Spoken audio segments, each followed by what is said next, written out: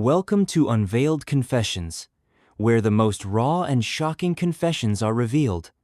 I'm pushing for 1,000 subscribers, and your support makes all the difference. Hit that subscribe button and be part of the journey. You won't want to miss what's coming next. I was supposed to meet this guy named Ethan. My friend Mia set it up because she said we'd vibe instantly. She'd shown me his pictures, his Instagram, even screenshots of their messages. He looked normal. Smiley, kinda sporty, brown hair, casual clothes, and yeah, cute enough for me to say yes. We agreed to meet at this place called the Garden Spot, one of those mid-range restaurants with string lights and fake plants everywhere. I got there early because I didn't want to do that awkward walking in late thing. I sat near the back, ordered a lemonade, and checked my phone. I saw his message saying he'd be there soon. Then, maybe 2 minutes later, this guy walked up to my table. He looked exactly like the pictures Mia showed me. Same dark blue jacket, same haircut, even the same small scar under his chin. He smiled and said my name like he already knew me. I remember thinking, wow, he's more confident in person. He sat down and started chatting like we'd met before. It felt easy, almost too easy. He talked about the same stuff Mia said Ethan was into. Football, music, his dog named Milo. He even mentioned the same area Ethan lived in. It was like every box was ticked. I didn't even question it. After a few minutes, he asked if I wanted to order. I said yeah, and we got food, burgers and fries, nothing fancy. He was funny, kept making small jokes about the people sitting nearby, and the conversation just flowed. I was actually thinking this might turn out to be one of those rare dates that don't suck. But something small kept bothering me. Every now and then, I'd notice him watching me a little too long. Not like he was admiring me, more like he was studying my face, every tiny movement. I laughed it off in my head, thinking maybe he was just nervous or shy in his own way. About 20 minutes into the meal, I noticed his phone buzzing on the table. The name flashing on the screen said, Mia. My stomach dropped for half a second, but I figured maybe she texted him something random since she introduced us. But when he saw me looking, he flipped the phone over really fast like he didn't want me to see. That tiny moment stuck in my mind, but I didn't say anything. I just tried to focus on the food, though suddenly I wasn't as hungry. He kept smiling like nothing happened, and I tried to convince myself I was overthinking. Then, about 20 minutes later, someone else walked in. He looked around, scanning the tables, clearly searching for someone. When his eyes met mine, he smiled nervously and waved. My heart started racing because that was Ethan. The real Ethan. The guy sitting across from me froze. His whole expression shifted from casual to something tight and unreadable. He didn't even turn to look at the entrance. He just stared down at his hands like he knew exactly what was happening. I didn't know what to do. My throat felt dry and I could feel my pulse in my ears. Ethan, the real one, was walking toward our table with this confused look on his face. He stopped a few feet away, glancing between me and the man sitting across from me. I remember him saying something, probably asking if everything was okay, but I couldn't even process the words. The guy sitting across from me suddenly stood up. Calmly. Too calmly. He smiled again, but this time it was forced, almost empty. He said something to Ethan that made Ethan frown, and then he just walked away. No explanation, no rush, no panic. Just stood up, slipped his hands into his pockets, and left through the side door. For a few seconds, I just sat there frozen while Ethan kept asking if I was alright. He said he'd been stuck in traffic for almost half an hour. He showed me his phone where he'd been texting me that he was running late, but I never got those messages. Whoever the first guy was must have blocked his number or done something. I felt sick, like actually nauseous. My hands were shaking when I picked up my phone, and when I opened my messages, the chat history with Ethan was gone. Just completely gone. It was like the fake one had deleted everything before leaving. The restaurant manager came over because he saw the whole thing. He said the guy who sat with me had been waiting outside for about 10 minutes before I got there. He'd asked the hostess what name the table was under. When she said mine, he told her he was Ethan and that I was his date. Apparently, he was polite and calm, even paid for both meals before leaving. We called the police, but all they did was take a report. They said he probably saw my photos from Mia's social media, maybe even found out where I was through her post. She tagged the restaurant earlier that day on her story. She didn't even realize it. The weird part was that everything about him matched what Mia had told me. The photos, the voice, the jacket, everything. So either he was someone who knew Ethan personally, or he had access to everything about him. The police asked if I wanted to check the CCTV footage, and I said yes. When they pulled it up, it showed him sitting outside alone, staring through the window for a while before walking in. No phone, no bag, nothing. Just walked straight in and sat down at my table like he'd been waiting for me all along. They couldn't trace him because the number he used to message me was disconnected by the next day. The account he texted from was deleted. Ethan told me later that his Instagram had been hacked earlier in the week, but he didn't think much of it at the time. For weeks after, I couldn't stop replaying it. The way the fake Ethan looked at me like he knew me, the way he'd smiled when he said my name, the way he left like he'd finished what he came for. Nothing bad happened, at least not physically, but it felt worse somehow. Like I'd been picked out of a crowd for something I couldn't understand. I deleted all my dating apps, changed my number, and even stopped going out to places where people could easily find me online. Mia felt horrible about it and still apologizes, even though it wasn't her fault. But sometimes, late at night, I get random calls that last a few seconds. Just silence. I block them every time, but they keep coming back under new numbers. I don't know if it's him, but sometimes I wonder if that night was just the start. Because the last time it happened, when I answered, someone whispered my name. And it sounded just like him.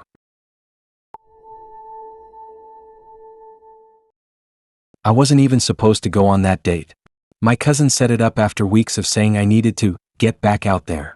I just got over a breakup with my ex, Leah, and honestly, I wasn't in the mood for any of it. But after too many nights scrolling through my phone doing nothing, I finally gave in. The girl's name was Rachel. My cousin said she was sweet, down to earth, and not the type to play games. We agreed to meet at this cozy little Italian place near the station. It was one of those restaurants that tried too hard to feel romantic, with dim lights and fake candles on every table. I remember being nervous but trying not to show it. I ordered a beer while waiting, pretending to scroll through my phone just so I wouldn't look awkward sitting alone. She showed up about 10 minutes late. The moment I saw her, I felt this weird, faint jolt of recognition. Like I'd seen her before, but I couldn't figure out where. She had this soft kind of smile and a calm voice when she said hi. I brushed it off, thinking maybe I'd seen her somewhere on social media or around town. We sat down, ordered some pasta, and started talking. Everything seemed fine at first. She asked about work, hobbies, family, basic stuff. But every time I said something, she'd nod in this really specific way, like she already knew the answer. Then she'd repeat things I'd said, but twist them slightly. It wasn't obvious at first, but after 20 minutes I realized she wasn't asking random questions. She was digging. She asked things that had nothing to do with dating. Like if I still talked to my ex, if I still went to that cafe near her old apartment, if I ever regretted anything from that relationship. Stuff no stranger would care about. That's when it hit me. The way she said my ex's name, Leah. She dropped it in conversation like it was casual. My stomach tightened immediately. She said it once, and when I didn't react, she said it again, slower this time, watching my face the whole time. I asked how she knew Leah, and her smile didn't move an inch. She said they were close now. I didn't even know what to say. She told me Leah had mentioned me before, but she wanted to hear my side of things. That's when everything clicked. This wasn't a random blind date. Leah had set it up. She'd used my cousin, probably pretending to be someone else or pulling some strings, just to send her new girlfriend to meet me. To compare notes. To see if what I'd told Leah back then matched what I'd say now. I felt sick. I just sat there trying to process it while Rachel, if that was even her real name, kept talking. She said Leah had told her about all the fights, about how controlling I was, how I'd supposedly gone through her phone, how I didn't trust her. I could barely breathe. She wasn't yelling or being rude, she was calm. Almost too calm. Like she'd rehearsed this. I tried to leave, but she said Leah had asked her to record the conversation. She actually said that like it was normal. She showed me her phone face down on the table, screen still lit, red recording bar running. I didn't even have words. She kept talking about patterns, about how Leah thought I needed to hear the truth from someone else. Then she pulled out a folded piece of paper from her bag. She said Leah told her to give it to me at the end of the dinner. I told her to stop, but she just slid it across the table and told me to read it when I was ready. I didn't want to touch it, but she stared until I did. It was Leah's handwriting. Messy, fast, like she'd written it in anger. It wasn't a letter, it was a list. Things I'd supposedly done wrong. Times I'd made her cry. Places we'd gone that meant nothing to me. It was insane. Dates, locations, even the outfits she wore on certain days. I couldn't even believe what I was reading. Rachel sat there watching me the whole time. I asked her if this was some kind of joke, but she just shook her head slowly. She said Leah wanted closure. I told her closure doesn't come from ambushing someone like this. She just looked at me and said, "She said you'd say that." The rest of the night felt like a blur. I didn't touch my food. Every time I tried to end it, she'd ask another question about Leah. Stuff that was private. Things only Leah and I should have known. It was like she'd memorized my past, rehearsed every line. When I finally got up to leave, she followed me outside. She said Leah wanted me to know she'd moved on, but that she was still thinking about everything. She said Leah had been tracking how I'd been coping. I asked how she knew that, and she said Leah had seen me tagged in photos, seen who I was with, where I'd been. I walked away while she was still talking. I didn't even look back. My phone buzzed as soon as I got home. Private number, no message. Then another one. Then another. When I finally opened them, they were pictures from that night. Me sitting at the table. Me reading the letter. Me walking out. All from across the street, like someone had been watching. The next morning I tried calling Leah, but she didn't answer. Then I checked her socials and everything was gone. Account deleted. Rachel's profile too. My cousin swore she had no idea that Leah was involved. She said Leah must have used a fake name when she reached out to set me up. For the next few days, I kept seeing small signs that I was being watched. Random cars parked outside my flat at night. Messages from hidden numbers saying things like, "She's happier now." My cousin told me to report it, but what was I even supposed to say? My ex and her new girlfriend set up a fake date to mess with me? Sounded crazy. One night, I got home from work and found the same folded paper sitting on my doorstep. The one Leah had written. Only this time, there were new notes added at the bottom in a different handwriting, Rachel's. It said, "You lied about some of it." That's when I realized they were still talking about me. Still comparing stories. Still keeping track. It's been months now. I moved to a different part of town, changed my number, even switched jobs. But every few weeks I get a new message. Just a single photo of something random that connects back to Leah. The coffee place we used to go to. The park bench where we sat once. Always taken from a distance. I stopped going out much. I keep my blinds closed. Every time my phone buzzes, I feel that same twist in my stomach. Because whoever's sending them, whether it's Leah, Rachel, or both, they know exactly where I am. And sometimes, when I pass by mirrors or windows, I swear I catch a glimpse of someone who looks like her watching me. Not Leah. Not Rachel. Just someone with her face.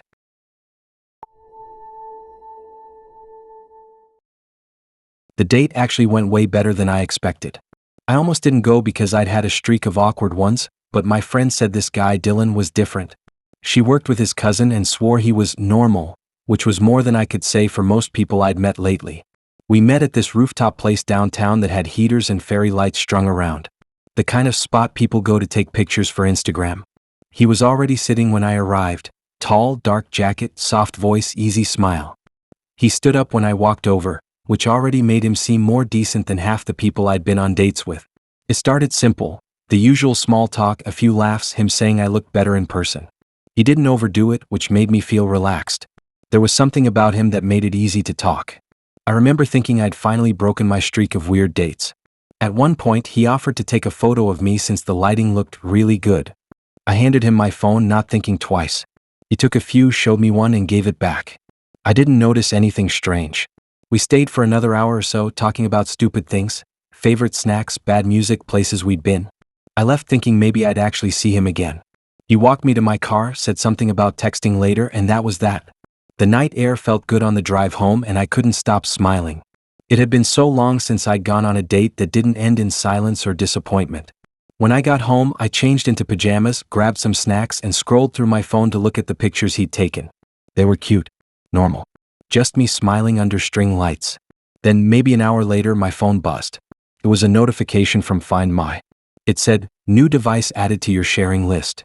I didn't think much of it because I used to share my location with friends, and maybe I'd tapped something by accident earlier. I ignored it. A few minutes later, another alert popped up. Your location is being used. The small arrow icon appeared at the top of my screen. That's when I started feeling weird. I opened the app and there was a new contact listed under people. The name said Dylan. My stomach dropped. It said he could see my location. The sharing had started about an hour ago, which lined up perfectly with the moment he'd taken my phone to snap a picture. I unshared it immediately, blocked his number, and even put my phone on airplane mode. But the unease didn't go away. I checked all my apps, my photos, my contacts. Nothing else looked tampered with. I told myself maybe it was just an accident, but deep down I knew it wasn't. An hour passed. Then another notification. It wasn't a message or a call. It was from Find My again. Except this time it wasn't him seeing me. It was my phone pinging random spots on the map, like it was being tracked. At first, it showed my location correctly at home. Then it jumped to a spot a few streets away. Then another. Then a park about 15 minutes from me. It was moving. Each ping had a little time stamp like it was marking everywhere something had been. I shut my phone off completely and tossed it onto the couch. I tried to laugh it off, but it didn't feel funny. I went to bed, but the whole night I kept hearing small sounds outside. Maybe cars, maybe nothing. When I woke up the next morning, there were 3 new notifications waiting. Dylan has stopped sharing location with you. Dylan's iPhone was last seen near your home. And then another one, unknown device detected near you repeatedly. That one made my skin crawl. I checked around my house like an idiot, opening drawers, checking behind furniture, even under my bed. I thought maybe he'd somehow dropped a tracker near me, but I hadn't even invited him over. The only time he'd touched anything of mine was when he had my phone. The logical part of me said I was overreacting. But the way those alerts kept showing up didn't make sense. The pings were moving through my neighborhood like something was following a pattern. Same time, same distance between points. I called my friend who set us up, and she sounded as freaked out as I was. She said she'd text Dylan's cousin and see if maybe it was just some weird phone glitch. But when she texted, the cousin replied that Dylan didn't have an iPhone. That stopped me cold. He'd held mine, opened the camera, took the photos, and somehow added himself to my sharing list. But he didn't even have the same phone system to do that in the first place. Later that day, I went into my settings and found something buried deep in my Bluetooth list. A small device name I didn't recognize. It was paired to my phone from the night before. Dual X Pro. I unpaired it immediately, but it showed up again after a few minutes. Every time I removed it, it reconnected on its own. By then, I was actually scared. I took the bus to a phone store, told the guy there everything. He checked it out and said there was an AirTag connection still active, but no AirTag visible. He said whoever connected it might have hidden it somewhere near me, like in my bag, my jacket, or even my car. I went home and tore my place apart. Nothing. Then I checked my car. It was tucked under the seat. A small white tag the size of a coin. No name, no markings. Just sitting there. I drove straight to the police station, told them everything, handed over the AirTag. They said they'd look into it but didn't sound too hopeful. Apparently, you can buy those things anywhere and register them under fake emails. That night, I got another ping from Find My. Same name, same device. But this time it was near the restaurant we'd been at. Like it was waiting. I deleted the app, factory reset my phone, and changed everything. Number, passwords, accounts, all of it. I even stopped using social media for a while because I couldn't shake the thought that he might still be watching. A week later, my friend texted me saying she found out more. Dylan's cousin said the guy I met wasn't Dylan at all. The real Dylan had canceled that night because of a family thing. The guy who showed up had seen her post about setting me up on social media and pretended to be him. He must have followed me from the parking lot, guessed who I was from my photos, and played along until he got my phone in his hands. It's been months now. No new notifications. But I can't use location apps anymore without feeling sick. I deleted everything that tracks where I am. Sometimes when I'm driving home, my phone still buzzes for a split second with that same sound from that night. No notification. Just a brief ping. And every single time, it feels like he's still out there, somewhere close enough to see exactly where I stop.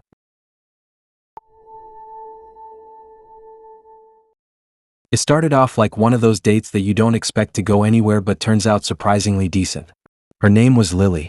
We'd matched on some app one barely used anymore, and she had this relaxed vibe that didn't feel forced.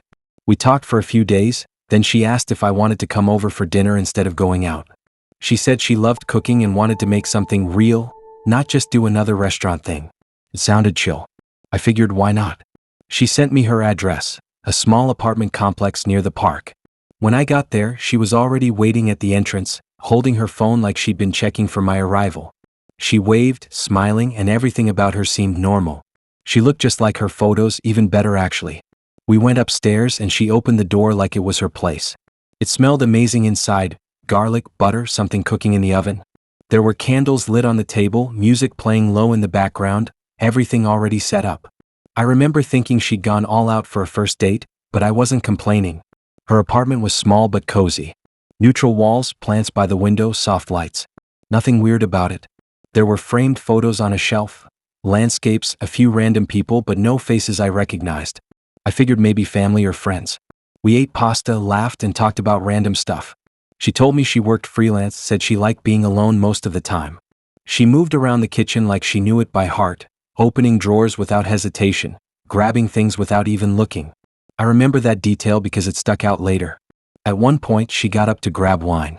While she was gone, I looked around a bit more, not snooping, just observing. There was a pair of men's shoes by the door like big work boots. I thought maybe she had a brother or roommate. There were also keys on the counter, 2 sets. One with a red keychain, one with a black. Hers were red, I assumed. She came back, handed me a glass and sat close. The vibe was good, warm, comfortable. But somewhere in the back of my head, I had this feeling that something was slightly off. I couldn't put my finger on it. Halfway through dinner, I heard the sound of keys outside the door, like someone unlocking it. I froze, thinking maybe it was a neighbor. But then the handle turned and the door swung open. A man walked in holding grocery bags, humming quietly to himself. He looked up, saw us sitting there, and just stopped. His face went pale. Before I could even say anything, Lily stood up fast. Her whole expression changed. She didn't look surprised, she looked tense. The guy stared at her like he'd just seen a ghost. That's when it hit me. The apartment wasn't hers. The way he looked at her wasn't confusion. It was fear and anger mixed together. He dropped the grocery bags, and something about the way she stepped back made me realize this wasn't the first time she'd done something like this.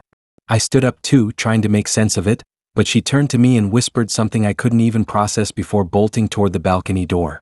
The guy shouted, asking who I was, and I could barely even explain because I didn't know myself anymore. I followed her to the balcony, but she was already climbing over it, stepping onto the narrow ledge like she'd planned it. We were on the 2nd floor, not that high, but still. She jumped down, landed hard, and took off running. The man and I stood there in total silence for a second before he picked up his phone and started dialing.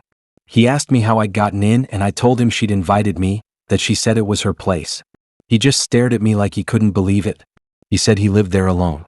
He'd gone out for groceries an hour earlier, locked the door behind him. Nothing was broken. No windows open. He had no clue how she even got in. The police came not long after. I told them everything from the messages to the dinner to the moment she ran. They checked the apartment. Nothing stolen, nothing missing. But the weirdest part? Her name wasn't on any record.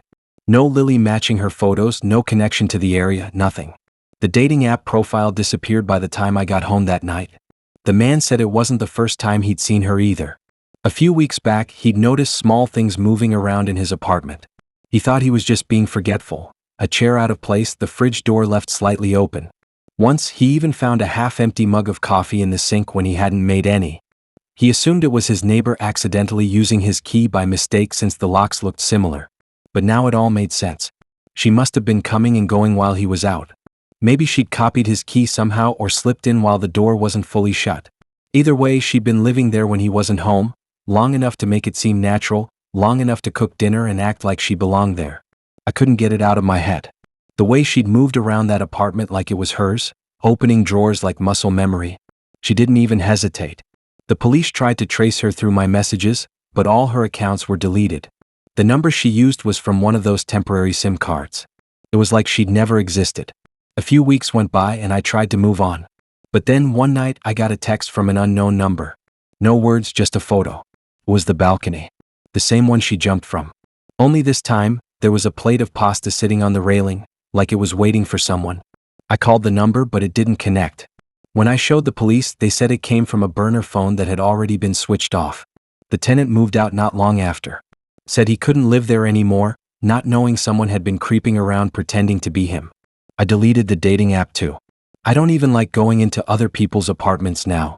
Every time I step into someone's place, I notice the details, what feels lived in, what doesn't. And sometimes, when I walk home at night, I get that same feeling I had at the dinner table, like someone nearby is moving through a space that doesn't belong to them, but they've done it long enough that it feels like home. It was one of those nights that felt perfect without trying. The kind where the air's cold but not enough to bother you, and the streetlights make everything look softer. I just finished a blind date with a guy named Aaron, set up by a friend from work. I was honestly surprised at how normal he seemed. We'd eaten at this quiet little diner, talked about movies, random life stuff, and it actually felt easy. Not awkward, not forced, just normal. When the night ended, he offered to walk me home. I didn't think much of it. My place wasn't far, maybe 10 minutes if you cut through the back streets. We left the diner, walking side by side, our shoes echoing against the pavement. It felt calm, like the kind of walk that wraps a date up perfectly. He knew the area somehow, said he'd been around here before, even pointed out a few buildings he recognized. I didn't really pay attention at first. I was scrolling through my phone, pretending not to look at him too much. When we finally reached my street, I pointed across the road. My building was the one with the chipped mailbox and the half-dead tree out front. I'd lived there for almost 2 years, so I knew every crack on the pavement by memory. But Aaron slowed down before crossing. He stopped right outside the building opposite mine and said something like, "You sure? This is your place." I laughed at first, thinking he was just joking, but he didn't move. He looked dead serious. He pointed up at one of the windows on the 3rd floor and said the lights were on. I looked up, and my stomach kind of twisted. The apartment across the street did look just like mine. Same layout, same curtains, even the same small plant on the windowsill. It was weirdly similar. But mine was across the road. That was someone else's place. I told him he was mixed up, but he kept insisting. He even started describing what was inside, like my couch, the yellow blanket draped over the armrest, the small painting near the kitchen. Stuff he shouldn't have known. I just stood there, frozen, staring at the window. Because the thing is, he wasn't wrong. I had that same blanket, that same painting, and those lights were flickering the same way my lamp does sometimes when I bump the table. It was like looking directly into my apartment, but it wasn't mine. He started walking toward the door, saying he'd walk me up. I told him that wasn't my building, but he ignored me. His pace didn't slow down. I felt stuck. Part of me wanted to turn around and leave, but I couldn't stop staring at the window. It was so identical it made my head spin. Like maybe I'd gotten confused somehow, maybe the diner was farther away than I remembered, maybe I'd just forgotten which side of the street my building was on. I followed him halfway, mostly just to prove him wrong. The closer we got, the more uncomfortable I felt. The air around the building felt heavier, like the street noise faded out. The lights from the windows looked a bit too warm, like they were hiding something. He walked up to the buzzer panel, pressed a button without even checking, and the door clicked open. I froze. There was no sound from inside, no footsteps, no voice, just an unlocked door waiting. He looked back at me and smiled like this was all normal, like he'd done this before. I told him I wasn't going in. He didn't answer, just stepped inside and held the door open. For a second, I looked up at the 3rd floor window again. The light was still on, but now there was movement. Someone walking past, slow and faint. A shadow that looked familiar, too familiar. I stepped back. My chest started tightening. I didn't want to admit it, but that shadow moved the same way I did. Even the height looked right. Aaron said something from inside, his voice echoing slightly. I couldn't make out the words, but it sounded calm, like he was talking to someone else. I took another step back. That's when the shadow in the window stopped moving. It turned toward the glass. And I swear I saw my own face staring back. Not like a reflection. It wasn't my building. I was standing across the street. But the face looking out from that window was mine. Same expression, same clothes, even the same little necklace I was wearing. I don't even remember deciding to run. My body just did it. I turned and bolted across the road toward my actual building, fumbling with my keys so fast I dropped them twice. My hands were shaking so bad it took forever to unlock the door. When I got inside, I sprinted up the stairs straight to my apartment. My lights were off. Everything was quiet. I stood there catching my breath, my ears ringing, trying to convince myself that I'd imagined the whole thing. But when I looked out my window toward the building across the street, the one Aaron said was mine, the lights in that apartment were off now. Pitch black. I waited, staring, expecting to see something move again. Nothing did. No face, no shadow. Just dark windows reflecting the street lights. After a few minutes, I sat down on the floor with my back against the door. I texted my friend to ask about Aaron, but she didn't reply right away. When she did, she said something that made me feel even worse. She said Aaron hadn't shown up for his last few shifts. He'd been fired 2 weeks ago. I checked the dating app and his profile was gone. Not unmatched, completely deleted. The next day, I went outside during daylight trying to look at that building again. It looked normal. Plain quiet. But when I stood in front of it, the buzzer panel didn't even work. It was old, disconnected. There wasn't a single name listed on it. I asked the landlord of my building about it later. He said the place across the street had been empty for months. They'd been waiting for new tenants after the last ones moved out suddenly. He said the power was supposed to be off. That night, I stayed up late again staring out the window. The apartment across the street was still dark. But around midnight, the lights flickered once, just for a second. And for that second, I saw the same layout again. The same couch. The same blanket. And someone standing by the window, just barely visible in the glow. They weren't moving, just watching. I turned off my lamp and sat in the dark until the sun came up. I haven't seen Erin since, and I don't walk home from dates anymore. But sometimes when I pass that street, I still see the light flicker in that apartment across the road, and the same figure standing there, waiting like they're still trying to convince someone that's where I live.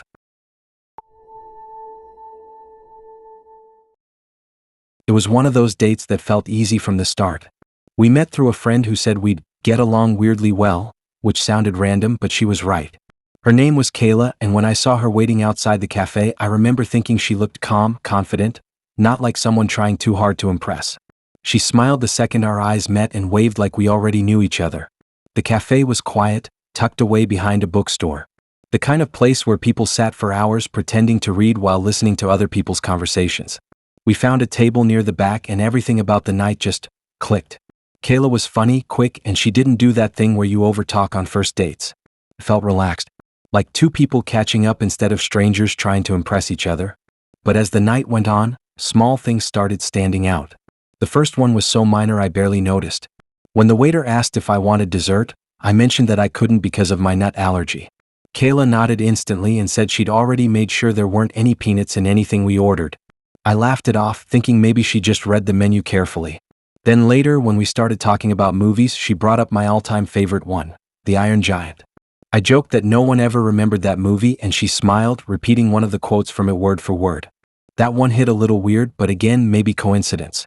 People had favorite movies in common all the time. Except then it kept happening. I mentioned growing up with a golden retriever named Max. She said she remembered reading something about that, then stopped mid-sentence like she hadn't meant to say it. I kind of laughed awkwardly, but inside something felt off. Reading something about it? Where? She quickly changed the subject, asking about my parents, my job, the usual small talk. Every time I brought something up, she already knew small details. What city I'd moved from. That I'd broken my wrist in middle school. That I used to draw as a kid but quit. It got to a point where I stopped mentioning things altogether and just listened. She filled the space easily, talking about random stuff. Her work, her friends, her apartment, but I noticed she kept circling back to me. Things about me. Specific things I'd never told her. At one point, I asked how my friend even knew her, and she said she met her once at a college party years ago. The answer didn't really explain much. When the check came, I was already half ready to go home. It wasn't that the date went bad, it was good. Too good. Almost scripted.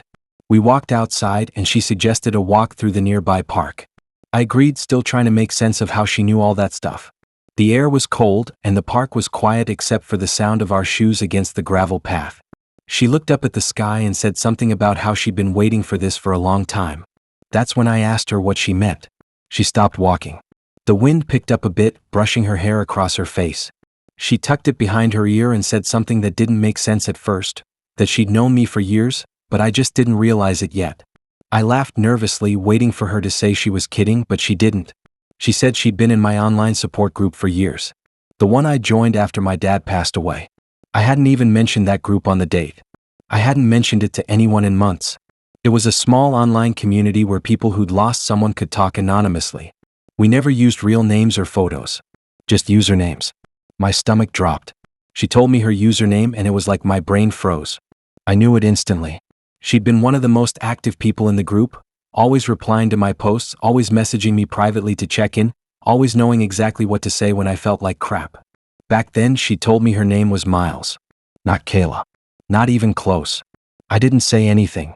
I just stared at her, trying to process what that meant. She started explaining how she joined because she'd lost someone too, how she felt connected to what I wrote. She said we'd built something real over those years, even if I didn't know it. She said she wanted to meet in person, but she didn't think I'd agree to it if she told me who she was. So she found a way. She'd followed my social media, figured out where I worked, pieced together where I lived, even guessed which friend she could use as a link to set up this date. She said she only did it because she wanted to see if what we had online could exist in real life. I couldn't even speak. The streetlight nearby flickered, and I remember the glow hitting her face in this strange way that made her look unfamiliar. I realized then how much she'd studied me, how much she'd been waiting for this night long before I even knew she existed outside that chat room. She told me she'd been there when I posted about my dog dying, when I talked about dropping out of college, when I'd said I felt alone. She said she'd read every word I ever typed and saved most of them. That's when I finally said I needed to go. She didn't try to stop me, just stood there watching. When I turned to leave, she said she'd still be there, like before. When I got home, I opened my laptop. The group chat was still there, but her account, Miles, was gone. Every message from her was deleted, like she'd wiped her entire existence from the group. But one message was still sitting in my inbox, sent right before she deleted her account. It just said, "Now you finally know me." I shut my laptop and sat in the dark for a long time. My phone buzzed once that night with an unknown number sending a single photo, the picture we'd taken at the cafe just hours earlier. I never gave her my number. For days, I kept thinking maybe it was just some weird mix-up, maybe she wasn't who she said she was. But the more I thought about it, the more everything lined up, the way she already knew things no stranger could. The way she talked online like she understood me better than anyone else. It's been months since that night. I left the support group, deleted every account, and switched numbers. But sometimes random messages still show up in my inbox from new usernames, ones I've never seen before, asking questions that sound too familiar. Stuff no one but she would know. Like the name of my old dog. Or the quote from the Iron Giant I once posted years ago. Every time it happens, I block the account, but another one always shows up later. Same tone. Same phrasing. Same way of typing. I don't use my real name anywhere online anymore. But whoever she is, or was, she always finds me again. I wasn't even looking for anyone. My coworker Jamie was the one who kept saying I needed to get out more. She meant well, she always meant well, but after a few messy dates from apps, I wasn't exactly desperate for another one. She promised this guy was actually nice. Said he wasn't into games, wasn't creepy, just a decent person who'd been through a lot like me. She booked the whole thing. A dinner reservation at some quiet Italian place near the office. She told me to wear something comfortable but confident, whatever that meant, and said she'd text me his name later. Except she never did. When I got to the restaurant, she just messaged saying he was already there. I almost turned around right then. I hate being the first to arrive, and it already felt weird that I didn't even know the guy's name. But I told myself to stop overthinking, walked inside, and told the host I had a reservation under Jamie. He smiled like he knew exactly what I meant and said they'd been expecting me. That should have been my first red flag. He led me to a table near the center where a man was already sitting. Average-looking, kind-faced, neat clothes. He stood when I approached and said my name before I even introduced myself. I figured Jamie must have told him. He seemed calm, polite, maybe a little too polite. The kind of person who looks like they rehearse every word before saying it. We started eating and things felt fine. Surface-level small talk, nothing strange. But every time I tried to ask him about himself, he redirected the conversation back to me. My habits, my routines, my job, my family. He knew a lot about me already. Too much. At first, I assumed Jamie must have filled him in. But he started mentioning details she couldn't have known. Stuff I'd only talked about online in private chats. My old apartment. My sleeping problems. The cat I used to have that ran away when I was 16. My fork froze midair. He kept talking gently, almost like he was reading off a script. He said he knew I'd been struggling lately, that I'd been isolating, skipping work lunches, not answering calls. I tried to joke that Jamie must have told him everything, but he didn't laugh. That's when I noticed the people at the other tables. They weren't eating. Not really. They were just sitting there watching. A group of maybe 10 or 15 people. Different ages, different styles, all pretending to be doing something else but clearly paying attention. It felt like the air in the room changed. My date, if that's what he even was, leaned forward and said something about how this was a safe space. That I was among people who cared. I laughed nervously and looked around again. One of the waiters nodded at me like he was trying to be reassuring. The woman at the table behind him smiled softly, like she'd been waiting for this moment. That's when I realized I recognized some of them.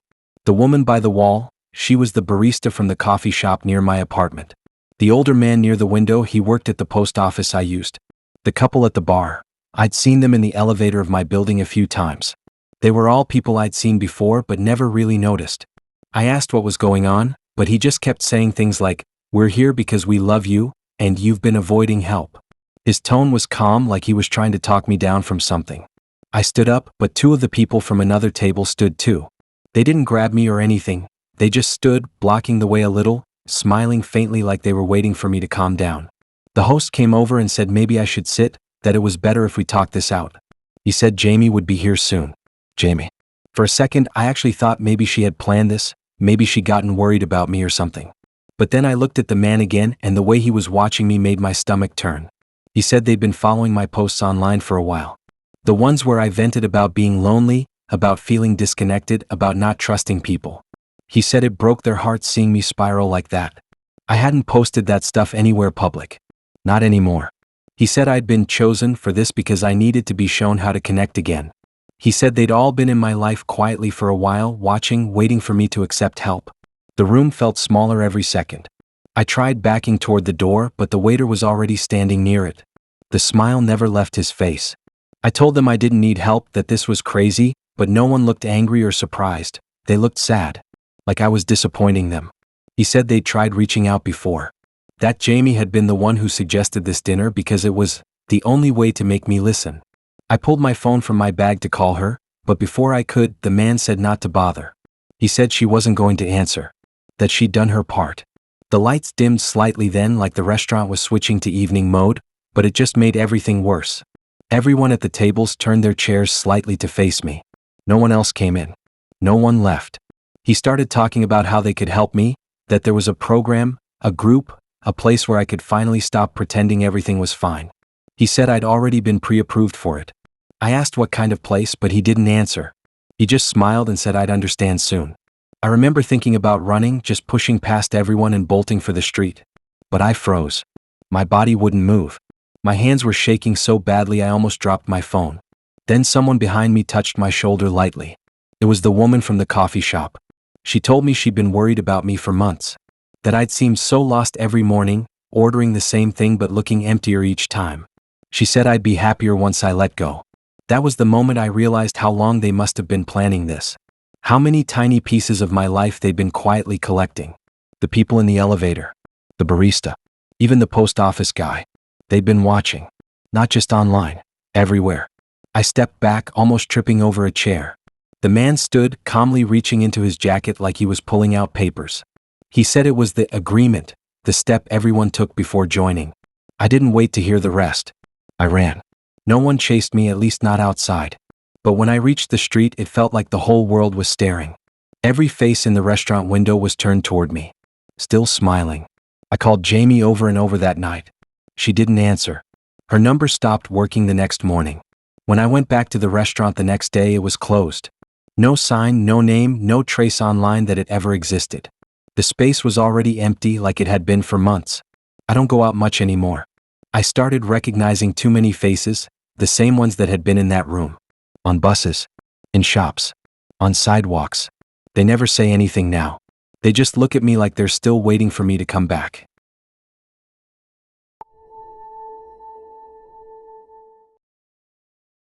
I thought it was just another awkward date from a new matchmaking app I downloaded on a whim. The kind that promises real compatibility through weird questionnaires and emotional risk algorithms. I only made a profile because my friend dared me. The app was called Trust Match. It had sleek designs, gold icons, and that eerie tagline, "We find who's right for you, not who you think you want." I matched with a woman named Elise. Her profile was minimal. No social media links, just a few photos that looked real enough. One showed her in a cafe, one walking her dog, and one sitting on a pier during sunset. Nothing flashy. Her messages were short and formal, which I actually liked. No games, no emojis, just straight to the point. She asked if I wanted to meet for dinner at this place downtown called Leora's Kitchen. The restaurant was the fancy type that doesn't show prices on the menu. Dim lights, calm jazz, and everyone whispering like they were scared to ruin the atmosphere. I got there early and waited. When Elise arrived, she looked exactly like her pictures. Calm, elegant, but with this weird stillness to her. Like she didn't blink much. She smiled politely and sat down, and right away it felt like a job interview instead of a date. We started off normal enough. Work, hobbies, family, all that. But she asked questions that didn't sound like first date stuff. Things like how often I lock my doors, if I'd ever been in a fight, if I trusted people easily. I thought maybe she was just quirky or maybe nervous, so I answered without thinking too hard. The weirdness started when she brought up things I'd never told her. She mentioned the name of my ex, the street I grew up on, even my allergy to pineapple. I laughed and said she must have done a background check. She smiled a little but didn't deny it. She said it was part of the process. I thought she was joking, so I played along. But she didn't laugh. She started writing notes in this small black notebook while I talked. Every time I said something, she'd glance down and jot something quick, like a therapist tracking behavior. It didn't feel like flirting or even small talk anymore. It felt like being observed. The waiter came and went, but Elise barely touched her food. I was trying to keep the mood light, but she kept staring at me like she was measuring something. Every time I'd move my hand or adjust my chair, her eyes followed it. About halfway through the meal, she asked if I ever felt watched. The question hit weirdly, especially since she said it in such a flat tone. I tried to make a joke about privacy and technology, but she didn't smile. She just wrote another note. Then she said something that made my stomach twist, that people reveal their true nature when they think they're safe. I didn't even know how to respond to that. She leaned forward like she was waiting for me to do something specific. When I didn't, she sighed softly and said we might as well finish eating. The rest of the dinner dragged. She barely spoke, just watched me. I couldn't tell if I'd said something wrong or if she was one of those people who just didn't know how to act on dates. When the bill came, I offered to pay, but she insisted she'd already covered it in advance. I didn't even see her hand the waiter a card. That's when she asked if we could talk privately outside. I followed her, thinking maybe she was going to say she didn't feel a spark or something. I was ready for that kind of rejection. What I wasn't ready for was what she actually said. She told me it wasn't a real date, that it never was. She said she worked for a company that specialized in human safety profiling. They recruited people through apps like TrustMatch to test behavioral responses in controlled environments. My answers, my reactions, my mannerisms, all of it had been part of some evaluation. At first, I thought she was pranking me. I asked what that even meant, and she said they conduct field assessments to determine if individuals qualify for something she called the program. I asked if I'd passed. She looked at me with this tiny, polite smile and said no. She said I'd failed 3 of their trust indicators. I pressed her to explain what those even were, but she didn't. She just said I wasn't suitable for further involvement. Then she turned around like the conversation was over and started walking away. I stood there for a few seconds trying to wrap my head around it. None of it made sense. I called after her, but she didn't stop. When I checked my phone, the app was gone, like it had never been installed. No icon, no data, no message history. When I got home, I tried searching for the company name she mentioned. Nothing. No website, no listings. Even the restaurant, Leora's Kitchen, didn't exist online. The address led to an empty lot. I thought maybe I'd gone to the wrong place, but I had photos from the night. One of my plate, one blurry shot of Elise's hand holding her notebook. When I tried to zoom in on her face in the background, it looked distorted, like her features didn't match up right. I tried to call my friend who told me about the app, but her number suddenly wasn't in my contacts. It was like my phone reset itself. Every trace of the evening vanished except for the faint smell of her perfume on my jacket. The next morning, I woke up to a text from an unknown number. It said, "Your assessment is complete. Do not reapply." Then, a minute later, another one came through, "Safety clearance revoked."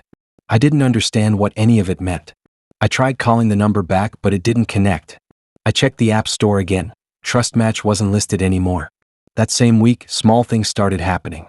My keycard at work stopped working for a few hours before IT said it was a system glitch.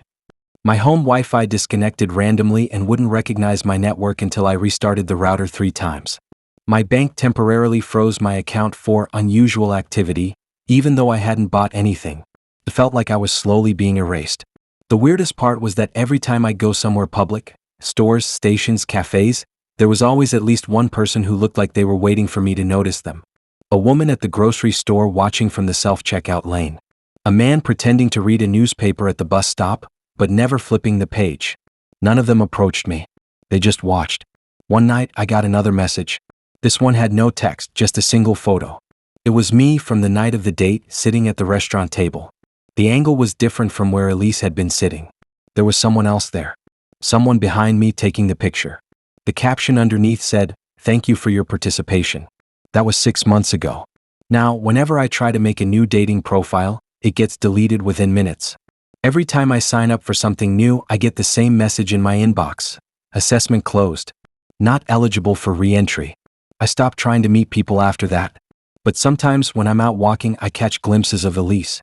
Never up close, just her outline in a cafe window or crossing the street ahead of me. Always watching. And sometimes, late at night, my phone buzzes with a notification from an app that doesn't exist anymore. Just one word glowing on the screen. Failed.